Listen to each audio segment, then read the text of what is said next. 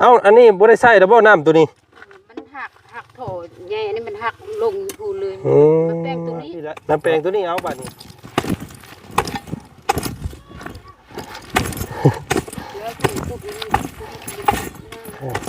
เราอยู่ช่ำพี่น้องผู้ที่จะเฮ็ดน่ะเนาะอันนี้ก็แม่นของอยู่ของกินพี่น้องเนาะไข่น้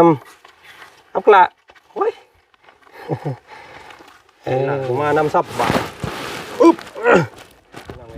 เอามีแต่ว่าเอาเงินส่วนนี้เก็บไว้เลยเสด็จ1 ล้านกีบเด้อเนาะเป็นเงินของทางเมวันสุริเพชรได้กับเขาน้ำนี่กับแม่น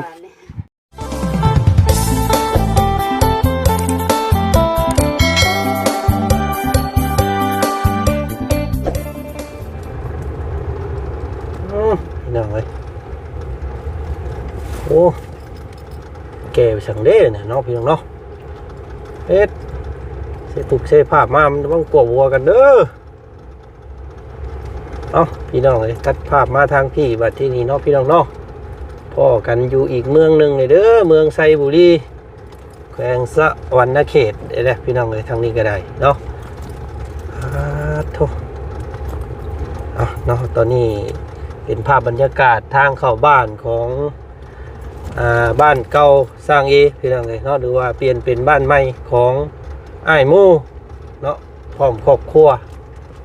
มาเยี่ยมมายามถามข่าวเมืองเพื่อนก้อนเมื่อนี้พี่น้องเลยเนาะเป็นยังไงแล้วเนาะการเป็นอยู่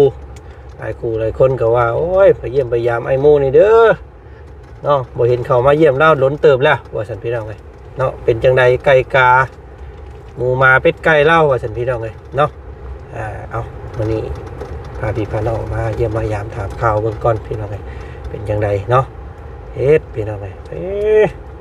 ข้อไก่ข้อกาเราง่างกึ่งปึ้งบาทนี่เฮ็ดเอาเนาะโอ้เราปล่อยให้ไก่หายใจบ่นี่พี่น้องไงเนาะไป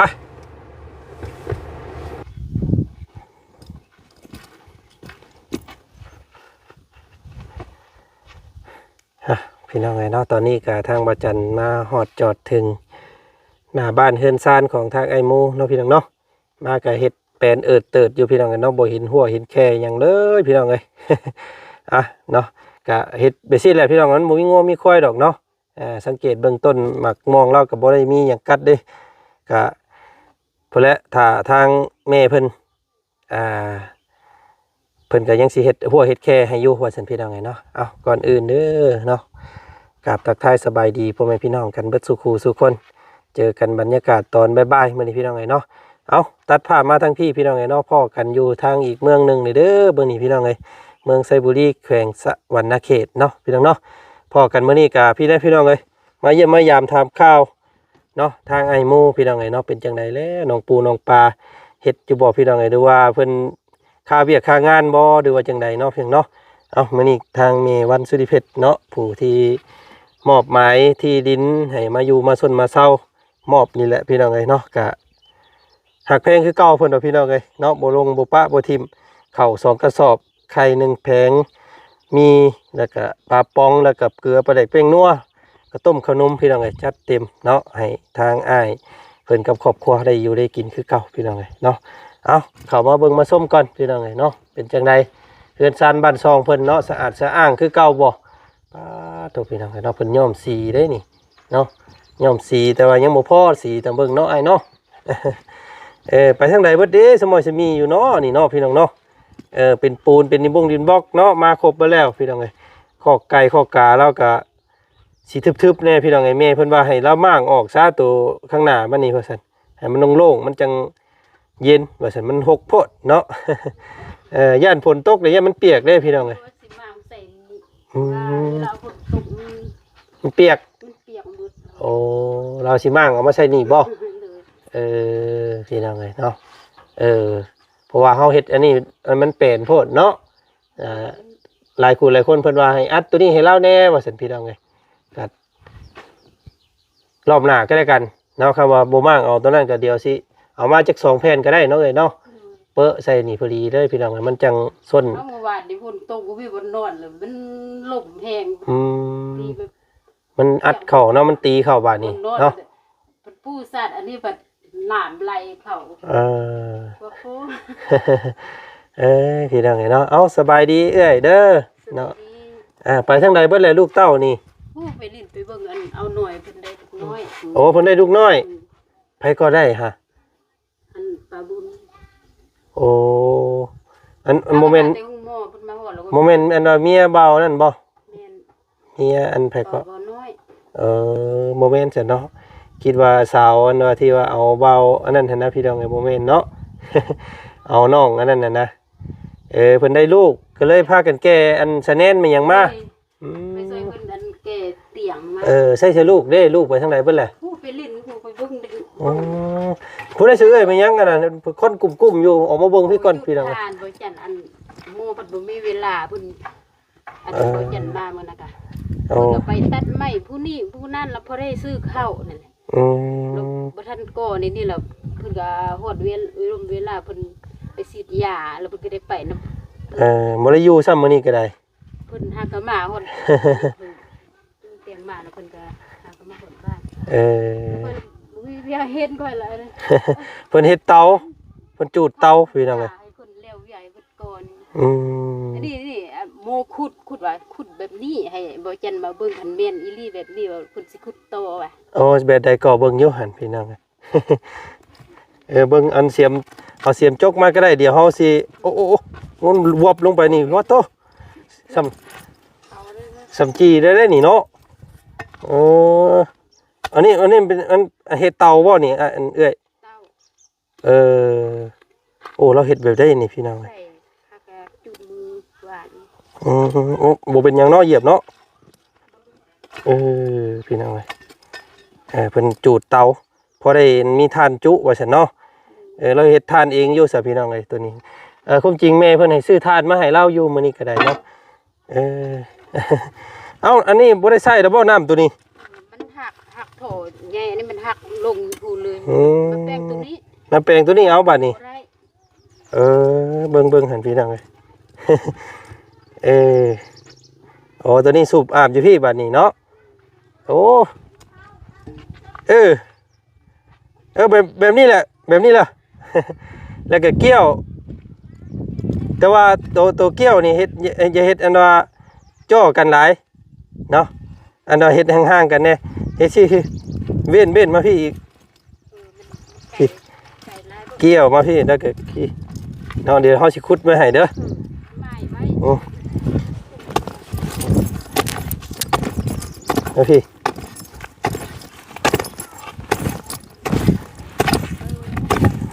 ประมาณพี่ละเนาะ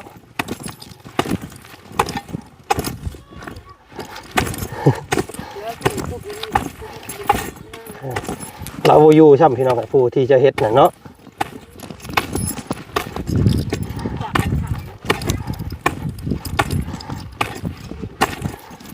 เอา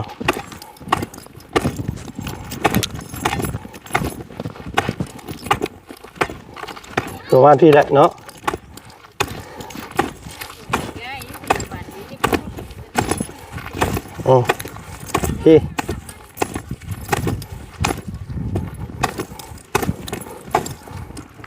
นี่นะเฮ็ดประมาณนี้นะ เอา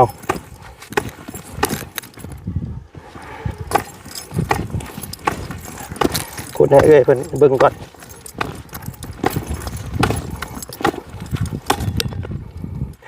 ฮ่าฮ่าฮ่าโอ้เมื่อยยากนี่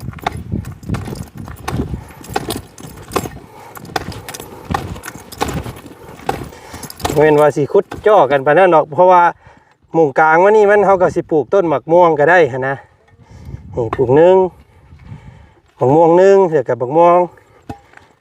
งใส่นี่นะซ้ำเฮาขุดนี่ละประมาณนี้ละ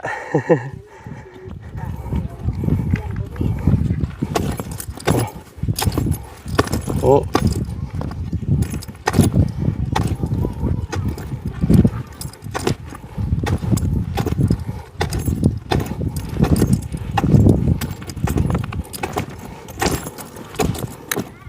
ไปนี่แหละ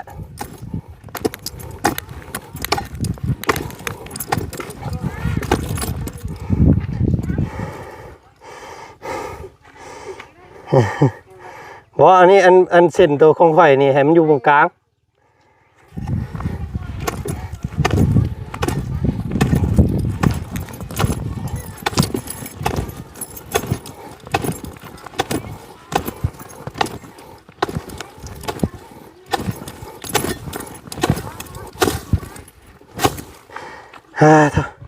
ไปสิละจนฮอดพุ่นละจนฮอดกองกันขี้ดินพุ่นเด้อให้เส้นตัวที่เฮาขุดไว้นี่ให้มันอยู่กลางมันซ้ำอ้ายเพิ่นเฮ็ดนี่แหละจวดซ้ำอ้ายเพิ่นขุดนี่ถูกต้องแล้ว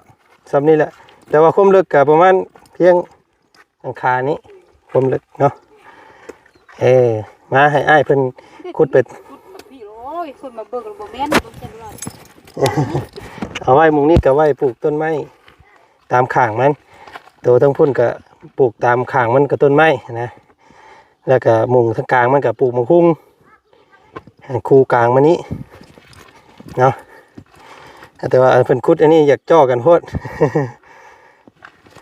นี่แหละขุดสำอ้ายเพิ่นขุดมานี้แล้วก็เกี่ยวหมูเฮาเฮ็ดนี้เพิ่นเลยเป็นสิปล่อยปลาเพิ่นเนาะพี่น้องเอ้ยเนาะก็เฮ้ยเมื่อย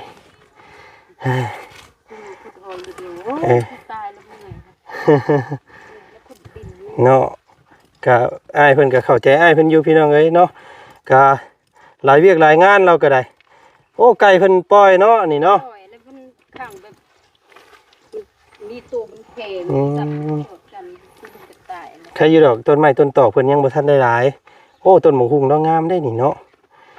โป่งขึ้นมานี่ใหญ่คักได้นี่พี่น้องเอ้ยนี่มันจะแนวกินแนวอยากเบิดเลยทางนี้เนาะเปลี่ยนได้เบิ่งไก่มาเคี่ยวคักอยู่สิบครั้งตลอดกับมันก็จ้อยแต่ไก่เนาะช่วงมันบ่มีหยังผลละปลูกก็ปล่อยน้ำเพราะมีแต่ตัวใหญ่ๆไก่เราก็ได้พี่น้องเอ้ยเนาะ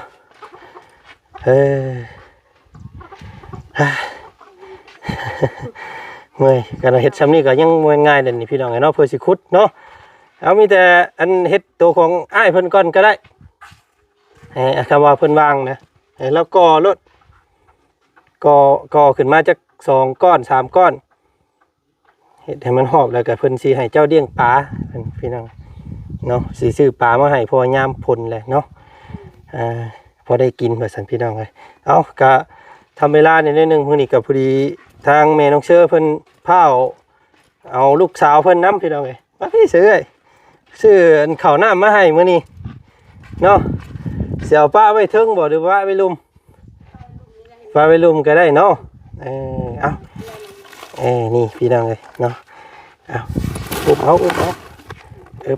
อันนี้ก็แม่นเอาของอยู่ของกินพี่น้องเนาะไข่น้ำเอาละโอ้ยเนาะพอได้เอาไปปะไว้เฮือนเรามันเปียกว่าฉันมันโล่งโพดเนาะพวกจริงด้านหน้าจะปิดทั้ง2ข้างเลยเห็นแล้วเอาเนาะเด้อลองซื้อขนมมาให้นี่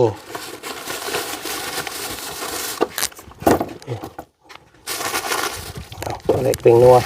เอาเพิ่มให้อีกมั้งนี่พี่น้องก็ได้แต่ซื้อเปลือกเป็นนัวซื้อเข่าได้แต่ละมื้อเนาะหาเวียกหางานเนาะเนาะให้ดีได้สักพี่น้องเนาะก็เฮ็ดเช้าเบิ่งไปอีกน้ำซื้อก็10 โลไปได้มาสักพี่น้องมาเอาเข่าให้เราก่อน2 กระสอบนี่ก็คือสิอยู่ล้นเติบอยู่ดอกพี่น้องเอ้ยโธ่เวลาบ่มาน้ำซับบ่อุ๊บจับโอ้ยผู้ดีก้มผู้ดีบูวิถัวเลื่อนเราก็ได้อ้าว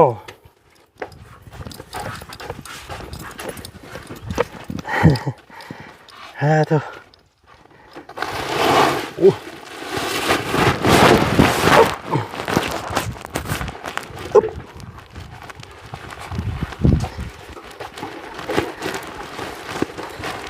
ป้าโทโท